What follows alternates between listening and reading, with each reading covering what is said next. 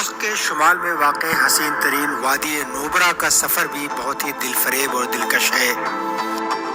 اسی وادی کے تقریباً 800 مربع کلومیٹر کے رقبے پر اب بھارت کا کنٹرول ہے، جو 1971 تک پاکستان کے پاس ہوا کرتا تھا۔ سن 1971 کے دسمبر میں بھارتی فوج نے لائن آف کنٹرول پر مختصر سی جنگ کے بعد اس علاقے کے 4 گاؤں پر قبضہ کر لیا تھا۔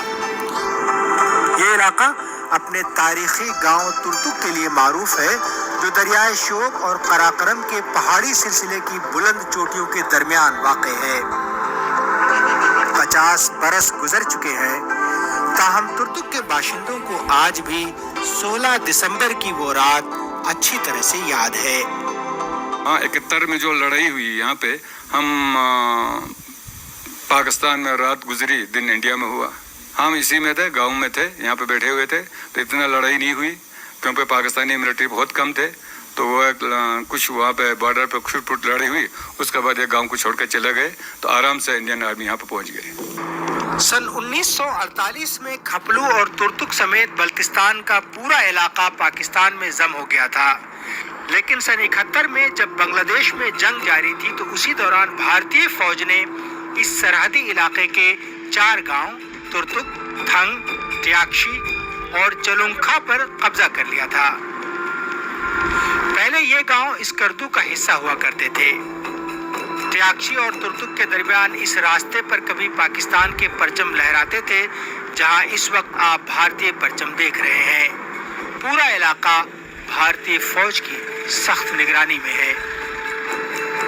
جب ہندوستان کا آرمی ادھر پہنچا، اس وقت ہمارے ترتک کے جتنے یہ غریب گھر والے ہیں، بال بچے ہیں، ان کو کسی نے اس نالے میں چھپایا، اور کچھ نیچے اپنے گائے بکریوں کے ساتھ نیچے طبقے میں ان کو پایا، اور کچھ نیچے اپنے گائے بکریوں کے ساتھ نیچے طبقے میں ان کو چھپایا۔ پھر صبح ہو گیا تو آ گیا، تو ہندوستان کا فوج آیا ہوا تھا، پورا گاؤں کو کور کیا ہوا تھا۔ پھر ہم لوگ آ گیا تو انہوں نے تلاشی ولاشی لے لی، تو وہ لوگ بول رہے تھے کہ ہاں اگر پاکستان کا فوجی ہے تو ہمیں بتا دینا، تمہیں سویلین کو تو ہم نقصان نہیں پہنچائے گا۔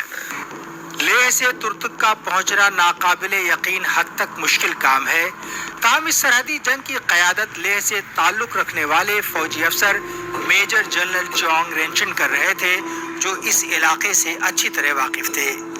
اس خطے پر قبضے سے قبل تک یہ گاؤں بگدانگ بھارت کی سرحد ہوا کرتا تھا۔ اس شکست پاکستان کو ایک اور بڑا نقصان یہ پہنچا کہ اس سے بھارت کے لیے سیاچن گلیشیئر کے راستے ہموار ہو گئے، جو اس وقت دونوں ملکوں کے درمیان دنیا کا بلند ترین محاذ جنگ ہے۔ 1971 سے پہلے بھارت کا آخری گاؤں یہ ہوتا تھا جس کا نام ہے بگدانگ۔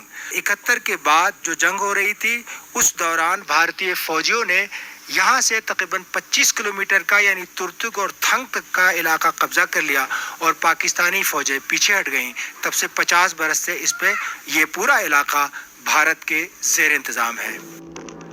ان دیہاتوں کا اچانک اپنے ملک سے جدا ہونا یہاں کے لوگوں کے لیے غیر معمولی بات تھی۔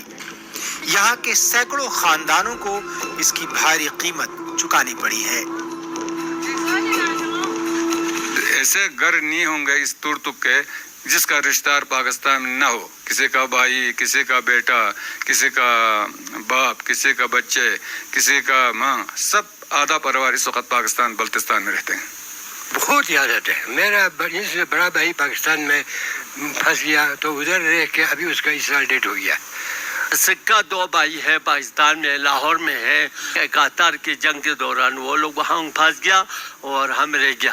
یاد تو آتے ہر وقت، صبح شام آتے رہتے، اپنے سکہ بھائی کا یاد نہیں آئے گا۔ یہ چھوٹی سی بستی شمالی بھارت میں وادی نوبرا کے انتہائی آخری سرے پر واقع ہے، اور شمالی لداخ میں بھارت کی آخری چوکی ہے۔ ایلوسی پر بسے آخری گاؤں تھنگ کے پاس ہی پاکستان کا گاؤں فرانو آباد ہے۔ پہلے اس علاقے میں آنا ممنوع تھا، تاہم اب سیاح ایلوسی پر پاکستانی گاؤں اور ان کی پوسٹ کا نظارہ کرنے آتے ہیں۔ ناظرین، اس وقت ہم جہاں پہ کھڑے ہیں یہ بھارت اور پاکستان کی ایک اور ایلوسی ہے، لائن آف کنٹرول، اور میرے جو دائیں طرف آپ دیکھ رہے ہیں یہ تھنگ भारत के शुमाल में आखिरी गांव है और मेरे बाएं तरफ जो पहाड़ियां हैं ये पाकिस्तान की ज़ेर इंतज़ाम है।